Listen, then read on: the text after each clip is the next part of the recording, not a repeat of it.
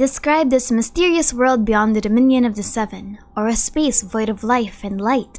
The Abyss is a concept in the entirety of the Genshin's world that has yet to fully make its move on the people of Teyvat. And today, I want to dive deeper into this mysterious realm down below, or above. Who knows, really? So welcome to the Abyssal Void and its secrets, where I'll be trying to explain what the Abyss really is and what it's able to do. Disclaimer: this video will include a lot of speculations and theories that are inferential by nature. It's really difficult to fully define the Abyss considering the story also treats it as a very abstract entity, so I'll be doing my best to summarize important notes and compile what we know from various lore pieces. Anyway, let's begin. The Abyss is a mysterious, lifeless land described by Tartaglia's lore as being under the Earth's surface. It was an ancient world of endless possibilities, known for its darkness and the overflowing of energy antithetical with other realms. In the current lore, the term Abyss and the term Void Realm are pretty similar, but that's the closest we have of what it is in terms of spatial existence. The Void Realm was name-dropped in the Enkanami event of 2.5, defined as an opposition to the two other realms of existence, the Elemental Light Realm and the Human Realm. The Void Realm is known as an active invader, and its darkness is unbearable to both elemental creatures and humans. That would explain why abyssal energy is also harmful to divine creatures. Where the actual location of the Abyss is currently unknown, if it even exists, but there are two known ways of accessing it. You can physically descend into it or fall into the mysterious realm. Such was the case with Tartaglia, who fell through a bottomless crack in the earth, and the Bloodstained Knight that slowly descended through the ancient kingdom and died in battle. The realm he trespassed was referred to as the bottom of the world, where celestial bodies cast no light. The Spiral Abyss is also technically a physical place you can enter from, and that's connected to the Abyss Corridor, or floors 1 to 8. The Abyss Corridor is supposed to be able to connect worlds, while the Abyssal Moon Spire, floors 9 to 12, lead to the unknown. It's not known what civilization built the Spiral Abyss, but the leading theory is that it's Khaenri'ah because of the 12th floor similarities. The second way of accessing it is through teleportation, as we've seen Dainsleif, the Sibling, and the Herald do it at the end of 1.4. We also know that the Golden Wolf Lord comes from a world beyond and teleports into Teyvat via its portals. Time also works differently in Teyvat versus the Abyss. When Tartaglia fell, he spent 3 months in the Abyss, while when he returned to Teyvat, only 3 days has passed. Time moves significantly slower in Teyvat's vacuum. Wander never says anything about this distinction, but it's also pretty cool to note that the Traveler thinks that Teyvat's day and night cycle are particularly short. Now on the topic of physical location. It is a frequent debate if the ancient civilizations of Khaenri'ah and the Chasm are technically under the jurisdiction of the Abyss, or in whatever alternative realm they exist in, similar to the Dark Sea and Enkanami.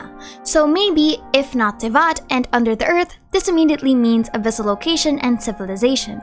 To be safe, it's easier to just say that Khaenri'ah and the Chasm are physically in a separate realm of existence than Teyvat once you cross a certain threshold that stops being in the jurisdiction of the Seven. But the Void Realm in and of itself, the realm of the primordial monsters and mysterious darkness, could be a deeper and grander evil. Khaenri'ah and the Chasm could easily just be on the uppermost level of whatever mysterious tomfuckery is down there. But what's even more fascinating about all of this is what the Abyss looks like. Prior to the Archon Quest of 2.7, the Abyss was described as a realm of darkness with horrors beyond this world. The Abyss was first completely seen and identified in the Archon Quest of 2.7, where the travelers feared manifests their siblings standing in the complete void of nothing. However, what is described as the Abyss in this context is much more akin to the Spiral Abyss, rather than the bleak darkness we would normally associate with something called a dark world. Instead, what we get are stars, and an almost galaxy-like sky dome that definitely indicates something much bigger than what we thought the Abyss would be. We also see the same stars appear when the Abyss Herald opens portals. So what is this place? Well, my take is that the Abyss is connected to the real universe, and humanity and the human realm are separated from the rest of the universe by its creator. This can get convoluted really fast, so I'll keep this simple. The Abyss is considered a different world in all of the cases of the lore, and in the book Before Sun and Moon, the primordial one named Phanes did something fascinating. The book says, "But for the world to be created, the egg's shell had to be broken. However, Phanes used the eggshell to separate the universe and the microcosm of the world. It's possible that the eggshell became the dome of the firmament and the entirety of the fake sky that wraps around Teyvat. The word firmament has been confirmed in the lore of Genshin by the goddess of flowers in the Flower of Paradise Lost, and the Chaos Oculus, which confirms a dome. So if we want to give a location of where the Void Realm physically is, this would be the structure of the realms. The barrier would be where the Dark Sea, Enkanami, and the Chasm are. Where the Light Realm is would be much more difficult to pinpoint though, considering it's quote-unquote under the dominion of humanity after the fall of the 7 sovereigns, but at the very least, we have a theoretical model. But I will say this, I believe that this model isn't completely accurate to Genshin's world. Just because the Abyss is underneath may not immediately mean that it's underground. Well, it's underground in relation to Teyvat, but not in the way that we usually perceive underground.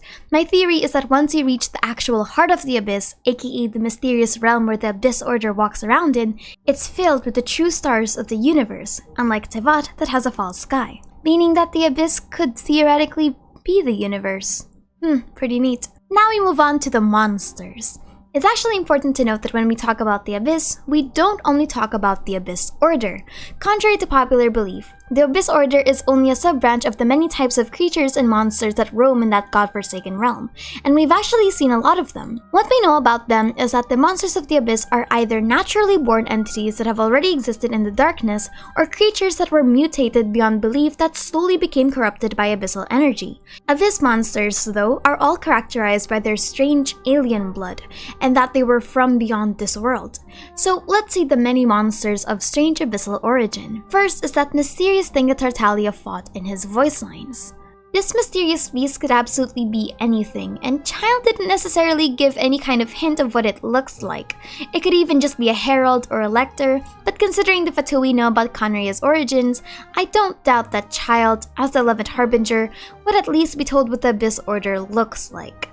The second is the mysterious beast that swallowed Torachio. The beast was described as having a tiger's body and a snake's tail, which reminds me of the Japanese mythological creature known as Nue. But the problem is that Nue has more than just 2 animals most of the time.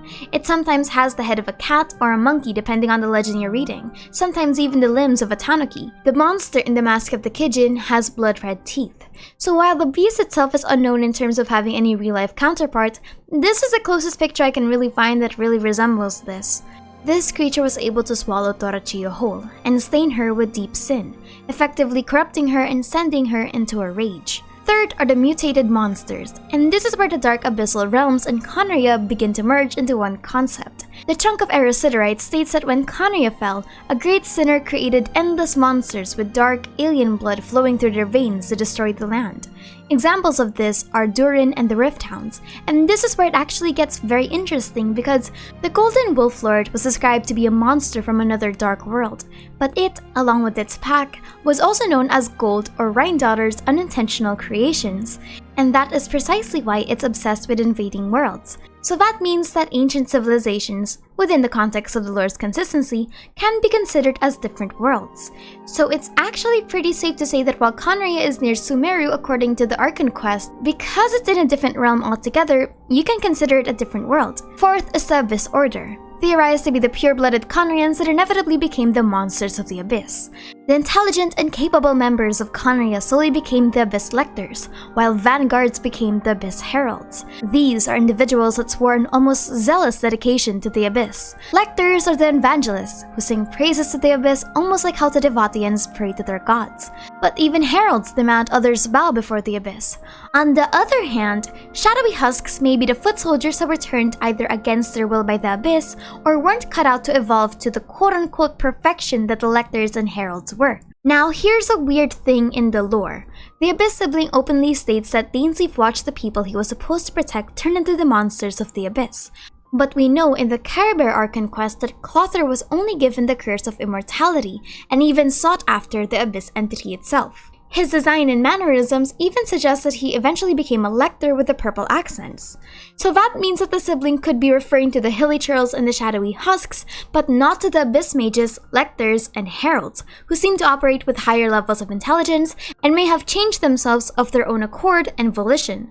After all, it really wouldn't make sense for the sibling to blame Dane for the Abyss Mages, Lectors, and Heralds when they serve them. Now here's another fascinating concept that I actually want to point out, and it's the elements of the Abyss.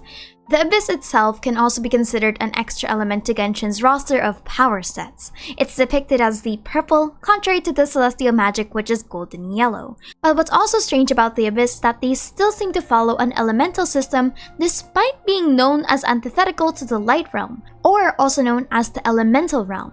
They have entities that can control abyssal versions of fire, lightning, water, and ice, and have been referred to in the lore as such. The Pyro Abyss Lector's flames, for example, are considered abyssal fire. It's never explained why that's the case in lore though, how Abyss creatures receive elemental powers. Maybe they're manipulating the ley lines to give them powers, maybe the Abyss can mimic the elements.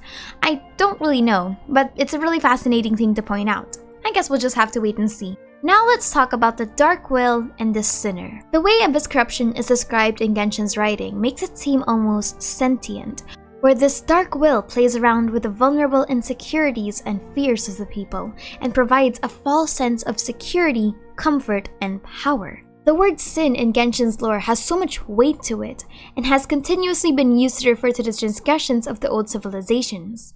The Abyss is seen as a realm of true darkness that taints anything and anyone it touches. When Torachio was swallowed, she was tainted, but not before being shown that her comrades outside were being swallowed alive by the beast as well. The Bloodstained Knight's emotions of pity and rage and chivalry for the justice of the fallen civilization that turned into monsters also eventually led him to become a devotee of the Abyss. The Abyss is also able to amplify ambitions and delusions to the point of almost changing one's mindset. Ajax is a very good example of this, where his ambitions of becoming a great hero of legends were furthered in his time in the Abyss. It was as though the Dark Realm itself sensed Tartalia's burning passion when he fell down there and met his teacher Skirk. Even Durin was somewhat deluded by his own internal corruption. If you read the lore of the Dragon Spine Spear, Durin only went to Mondstadt because he, in his heart of hearts, believed that he and everyone else was going into the Land of Green. He dreamed that he would sing along with the gentle people and even wished that in the near future. He was blinded to the reality that there was even a cataclysm, simply calling his attacking of Mondstadt a journey, even going as far as saying goodbye to Venti and Dvalin like old friends. So I don't doubt that the exposure to the Abyss can definitely cause psychological damage, and even sheer delusion and heightened emotions to anyone that has to last in there. The abyssal will feeds off of strong emotions and wishes. But what's also a pleasant dichotomy is a strange, almost pacifying atmosphere that the Abyss is also associated with. In the 3.5 Arcane quest, we see this in full display, where Clothar deems it as salvation, and as a hidden beauty that is worthy of praise. But we've actually already seen this in another piece of lore. In the drop material Deathly Statuette, you see this description. As you gaze upon this idol, you can almost hear a strange, comforting whisper. All that lies under the throne of heaven shall be destroyed by upheaval. The eternal peace of the pitch-dark void shall embrace us all. The way that Clothar described being at peace in the land of the Abyss also reminds me of the Hilichurls in 2.6, where they felt the end of their times slowly approaching, yet they can only venture into the chasm for the smallest respite they have. It's almost sad, as it is frightening, that the Abyss, for all its deeper mysterious evil, can still be seen as a form of salvation. Now, for a brief talk about this mysterious sinner from 3.5. There's a lot of theories about who this entity is, ranging from Island XZ suggesting that this is King Deshret, some suggesting that this is the quote-unquote shard of the Night Mother from the Pale Princess and the Six Pygmies, or a new character altogether. But today, I won't be giving my 2 cents on who or what this is, but instead, I want to plant the idea that there's more of them. I want to theorize that the crystal sinner we see here isn't the end-all be-all of the Abyss, but is instead only one creature that became trapped in the heart of the Abyss as a punishment. Whatever this thing is, he speaks like a repentant, and not like a god who would beckon and call others, tempting them to stay by its side. He's even confused why people kneel to him. Thane describes him as something that transcends time, as he's able to quote-unquote see the traveler despite the memories being hundreds of years old. I'm not really shocked about this part considering the Abyss is creepy as all heck, and time and omniscience doesn't seem to be out of question for whatever the Abyss really is.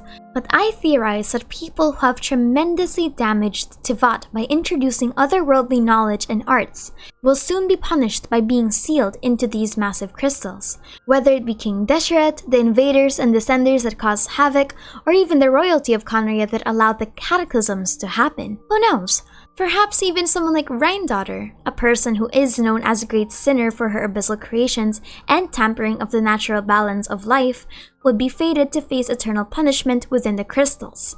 And that's why she sought out the heart of Navarius or disappeared mysteriously from Albedo's life. But that is a theory, so we're going to have to wait for more information if that's true. But rest assured, this mysterious crystal will be the subject of heavy scrutiny for weeks to come. But that's it for a deep dive into the Abyss, a short video detailing some important notes about the logic of the Abyssal Void Realms and who or what could be down there. Discussions of the Abyss tend to be scattered as all hell because we never really got a confirmation of what the Abyss even is. Sometimes it's a realm, sometimes it's a place you can fall into, sometimes it's synonymous with Conria. So I'll probably get this all out of the way next time.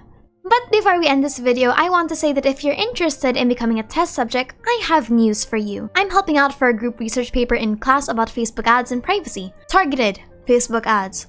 You know, the stuff they steal your information for. So if you want to help out with a 10 to 15 minute survey, feel free to click the link below. Our screening demographic though are Filipinos that are 18 to 24. Anyway, that's it. Thank you Filipino test subjects, you'll be remembered fondly for your sacrifice. And my name is Aster and thank you for chilling with me.